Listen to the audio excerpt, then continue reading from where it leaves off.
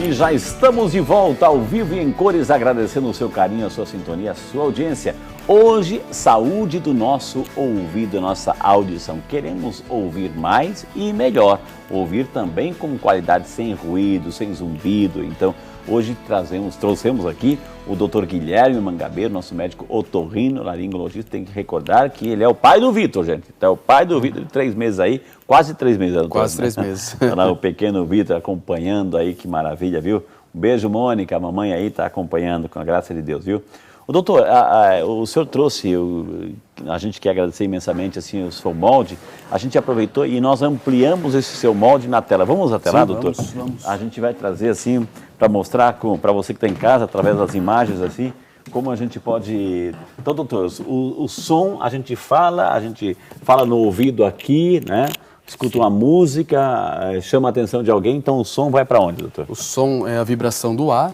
O ar vai bater aqui na membrana, é uma membrana mesmo. Aqui está o tímpano, doutor. Então, exatamente, aqui, tá o tímpano, aqui é a membrana timpânica, o tímpano.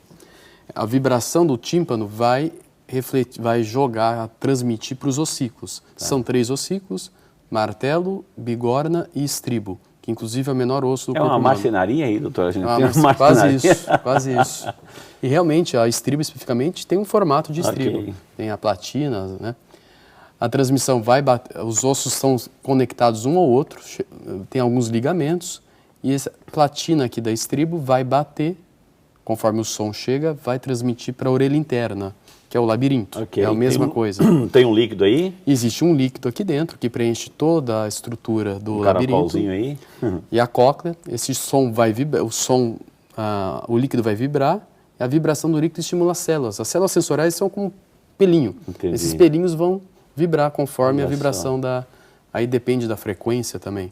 A cóclea, só por curiosidade, parece um caracol, são 2,5 giros no próprio eixo. Entendi. Cada região da cóclea é mais ou menos responsável por alguma frequência sonora. Normalmente a gente fala que a base da cóclea são os sons mais agudos e o ápice da cóclea são os sons mais graves. Muito alto vai irritar, muito baixo não vai conseguir codificar. O som. Nossa orelha tem uma frequência específica, em torno aí de 100 Hz. Existe uma variação de pessoa para pessoa, de 100 até mais ou menos 15.000 Hz. Aí esse som aqui vai lá, transforma em impulso elétrico, o cérebro vai lá... Via nervo e vai para o cérebro, onde é feito o processamento. A gente estava falando do sistema de proteção. Então a gente tem... Quando a gente fala, doutor, assim, o famoso assim, cera, né? A cera. Sim. É uma proteção que a gente tem? É uma proteção. Onde é que ela é criada aqui, doutor? A cera ela é formada na pele do conduto auditivo, principalmente na parte mais distal. Mais externa. Nesta região aqui do conduto. São glândulas sebáceas que a gente tem na toda a região da pele. Gordura, é lipídio, ela é uma espécie de gordura e ela tem várias funções. A cera, a principal função é impedir o crescimento de bactérias, fungos e vírus. Para não avançar. Para não entrarem, porque aqui é uma porta de entrada, então é a primeira barreira. A cera também é uma espécie de impermeabilizante. Ela protege a pele do conduto, que é super fininha, suscetível à agressão, inclusive... né, haste flexível, dedo ou qualquer outro objeto.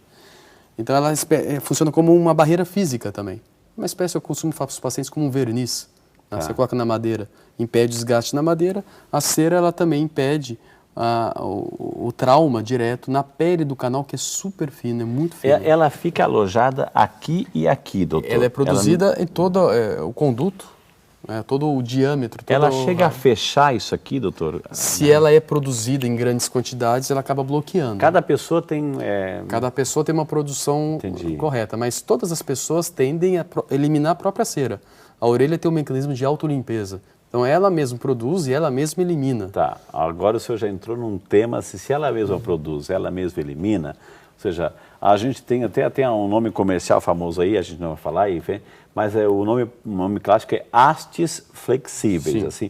Aí a mãe compra aquela caixinha de haste flexível e vai lá na criança e começa assim, né, a limpar, a tirar a cera do ouvido. Ou seja, isso, doutor, assim, a gente aprendeu isso culturalmente. Exato. Né, e aí? E é uma conduta totalmente inadequada, incorreta. Ela vai gerar vários problemas. Primeiro, você vai empurrar a cera para o fundo. 2, você pode machucar o conduto. Primeiro que você está mexendo em algo que não está vendo. Parece uma coisa óbvia, mas o pessoal faz. Ninguém vê a própria orelha. Lembrar que o conduto, eu já falei no início, o conduto, esse diâmetro, ele é em torno de 2,5 centímetros, é 1 polegada. É curto. Outra coisa, o conduto ele não é reto, ele é curvo. Ah, por que ele é curvo? Ver aqui, ó, né? Se nós olharmos a orelha da pessoa, a orelha ela faz uma curva. Por que essa tortuosidade? É uma proteção, evitar que algum inseto entre, porque ele é curvo. Então, a partir do momento que qualquer objeto, uma haste flexível, você usa para tentar tirar a cera, falo tentar porque você não vai tirar. Você tenta, você empurra ela, na melhor das hipóteses, você está empurrando para o fundo. E vai acumular e vai bloquear a audição. Ok, eu posso, assim, em lugar de ajudar a prejudicar, porque aí sim que eu não escuto direito. Exatamente. Fora o risco de você causar algum dano, tanto no conduto ou até mesmo alguma perfuração cutânea. Isso, posso perfurar isso aqui, doutor? Pode. Uma haste dessa pode perfurar, doutor? Porque o comprimento é 2,5 centímetros. Uma haste flexível é maior. Facilmente se atinge. Mas daí, doutor, assim, existe aquela mamãe que quer, claro, assim, que quer apresentar a sua criança pequena, etc. Assim, então, já limpou o ouvido, etc. Né? E aí tem a cerinha que fica por aqui. Então, assim, a pessoa olha, o teu filho você não cuida bem da saúde do teu filho, da orelha do teu filho, tá aparecendo cera. E aí, doutor, como é que que orientação o senhor dá aqui? A orientação que eu dou para as mães é limparem a orelha da criança com pano úmido. Pano úmido no pavilhão. Na parte externa. Só. Na parte externa. Na parte Isso externa, aqui, úmido, doutor. nada de álcool ou qualquer outro produto. Pano úmido só para tirar mesmo o excesso, mais nada. Tá. Agora, tem gente, doutor, a gente sabe disso, né, que de repente pega assim um esguicho, né, que tem um tubinho e aperta e empurra aqui, doutor, para pressionar a aguinha para lá, porque depois ela vai voltar. Então coloca aqui, faz isso aqui para cair. A gente já viu isso, doutor, já é correto? É mais ou menos o que nós fazemos em consultório. Tem vários mecanismos para nós, otorrinos, tirarmos o acúmulo de cera, que é a rolha, forma uma rolha. Um deles é a lavagem. E é isso, você joga a água, ela vai bater no tímpano e vai jogar toda a sujeira para fora. Mas isso é o profissional que tem que fazer. Nós estamos olhando a orelha da pessoa, a gente sabe que tem a cera, então estou vendo, estou mexendo no local que eu estou, observação direta. Fazer isso de rotina, contraindicado. Primeiro, outra vez, você está mexendo no local sem ver, você não sabe qual é o seu problema. 2, você não sabe como que é a anatomia da sua orelha. E 3, você está tirando a cera. Se tem um pouquinho, deixa lá, que é para ficar lá. Nós tiramos a cera dos pacientes quando há um acúmulo, há um prejuízo na audição da pessoa. A pessoa está se queixando de que está ruim. Ok, então, ou seja, mas aquela questão, ou seja, de tanto mexer, de colocar aquelas hastes, vai empurrando, ela pode, aí, doutor, se meio que usar uma palavra, se solidificar, petrificar por aqui. A cera, se ela ficar muito tempo parada aqui, a tendência dela em contato com o ar, ela vai ficando dura e escura. Pode ver que a cera, quando fica dura, ela fica preta. Ela oxida, ela fica dura e, obviamente, quando ela está desse jeito, ela não sai mais. Aí nós temos que tirar. Entendi. Então... Ou pode ser através da lavagem, aspiração, tem vários mecanismos de limpeza que nós, otorrinos, fazemos, né? Então, se alguma mãe, algum pai, alguém em casa que queira agora, assim, limpar o ouvido, tirar a cera, qual é a técnica que o senhor indica, doutor? A gente falava antigamente que era com o cotovelo. O próprio cotovelo, né? O dedo. O dedo, a natureza foi sábia, o nosso dedo não entra mais, porque não é para entrar. Você vai com o dedo, limpa só por fora. Pode ser com uma toalha, com um pano úmido, sem muito encharcado. Uma gazezinha aí, doutor. Só para tirar o excesso. Por fora, só nessa parte aqui. Porque a cera ela vai caindo. Então, às vezes, até por uma questão estética, de higiene, você passa um pano lá dentro, é para ficar a cera, é para ter. Isso vale na criança, no adulto, no idoso, qualquer faixa etária. Então, isso é importante, a gente exagerou aqui na forma, mas é verdade, ou seja, todo otorrino que a gente consulta, que a gente visita, ele vai dizer a mesma coisa, cera é para ficar lá, é uma proteção que a gente tem para o ouvido. Então nada mãe, nada pai, joga aquela caixinha que está no espelhinho do banheiro, joga fora, né? Joga fora. Se a criança está limpa assim, a parte externa com um paninhozinho úmido, ou seja, joga fora aquelas hastes que você tem na comprada, na promoção, etc. Não usa, porque aqui tem perigos, assim, perigos. Você está expondo, está limpando, mas está expondo inclusive bactérias, doutor. Exatamente. E um detalhe, algumas mães falam de usar o pano embebido por fora com álcool. O álcool para tirar a oleosidade. Não. O pavilhão auditivo tem que ser úmido. Ele tem que ser meio oleoso. É uma proteção. E o álcool machuca a pele, resseca. Vai fazer dermatite, inflamação local. E na criança isso dói, causa dor. Entendi. Doutor, as pessoas já estão interagindo conosco aqui. Eu queria agradecer às pessoas. O nosso, aliás, um beijo aí para o seu Silvio Braz Anuto, lá de São Bernardo do Campo, acompanhando, o seu Silvio da Nordalina, acompanhando assim. É justamente ele que fez essa pergunta, eu aproveitei a sua pergunta, viu, seu Silvio? Se a gente pode usar ou não essas hastes, né? Então, obrigado, seu Silvio. Então, a resposta é não. Nunca. Nunca, né? Então, nunca. Se puder limpar, limpa com o cotovelo ou com o dedo maior. Se entrar, né? Pode até ser o dedo pequenininho. Não entra. Mesmo o dedo pequenininho não vai entrar. Não entra. Então, a limpeza aqui só por fora, com um paninho úmido e nada de álcool. Mas doutor, mais um álcool gel serve? Não. Tem nenhum tipo de álcool. E aqui, doutor, obrigado, seu Silvio, Deus abençoe, viu? Aqui a nossa amiga Maria da Glória Ferreira Gonçalves, de Campinas, aqui pertinho da gente, ela pergunta se tem um zumbido, né? O que pode ser? De onde é que vem um zumbido, doutor? Zumbido, uma queixa bastante frequente. Onde é que parte aí do mecanismo que teoricamente, qualquer região da orelha pode causar zumbido, inclusive estruturas que nem são da orelha. Aqui fica a articulação temporomandibular. Problemas de bruxismo também podem causar zumbido.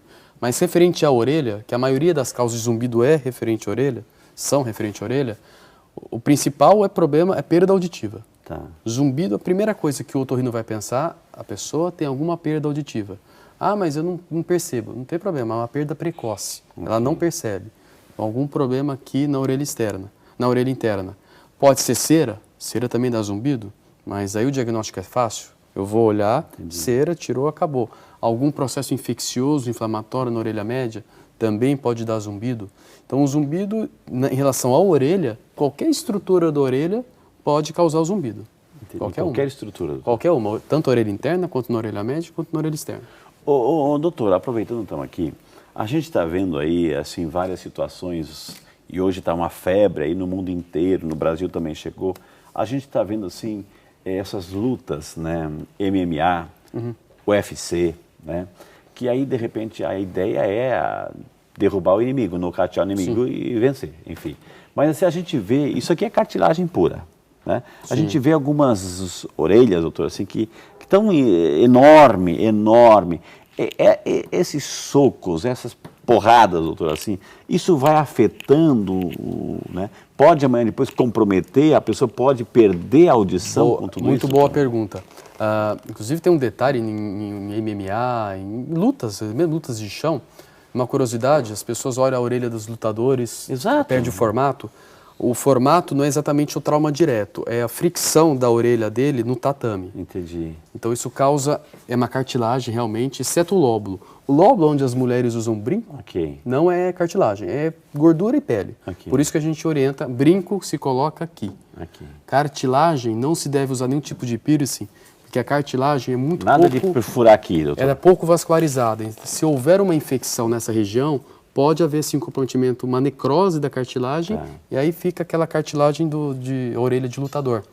De tanta fricção, trauma, a orelha forma um hematoma e vai causar a necrose da cartilagem. Ela perde todo aquele formato, a curvatura dela. Referente à perda auditiva, o que a gente chama de orelhão, um safanão. Isso pode sim causar perda auditiva por são dois mecanismos. O primeiro, uma perfuração timpânica, deslocamento do ar, pressão positiva e negativa, a membrana ela não aguenta e rompe. Mas esse é dos menores, porque para depois resolver isso é fácil. O problema é causar lesão aqui. Esse deslocamento de ar pode ser transmitido por orelha interna e causar sim uma perda auditiva, às vezes até irreversível. Doutor, eu já vou perguntar daqui um pouquinho sobre o fone de ouvido. Sabe, o Frei vai falar do fone, mas está usando o fone. Claro, tem aqui o diretor está se comunicando com o Frei aqui, eu só colocando assim, por uma questão de comunicação, não estou escutando nada aqui, nada, absolutamente nada, não tem música, só o diretor que daqui um pouquinho, olha, Frei, avisa que daqui um pouquinho está chegando o intervalo. Mas assim, isso é um uso. mas aquele que usa direto, né? Direto, tá ali, etc. E aquele som bombardeando, pressionando, fazendo vibrar todo momento, assim, etc. Sem descanso, né? Então, daqui um pouquinho a gente já vai falar sobre o famoso fone de ouvido. E é justamente isso aí, você falou, essa pressão de ar, né? Esse bombardeio de ar. Deslocamento de ar, o orelhão, a gente até fala para os pais evitarem que um irmão bata no outro na orelha, ou mesmo os pais não batam na orelha da criança, é um deslocamento de ar. Esse deslocamento de ar pode causar alteração na membrana timpânica e às vezes na orelha interna. É só o deslocamento de ar, é pressão negativa ou positiva. Entendi. Gente, quantas informações valiosíssimas aqui estamos aprendendo com o Dr. Guilherme, nós vamos chamar o intervalo. Na sequência temos muito mais perguntas, vai interagindo, vai aprendendo, nós queremos cuidar aí da saúde do seu ouvido, da sua audição. Vamos falar de fone, vamos falar dos aparelhinhos, vamos falar de surdez, tudo isso a gente vai falar, de cirurgia, de tratamento, então daqui a pouquinho a gente volta já só para você, vai ligando.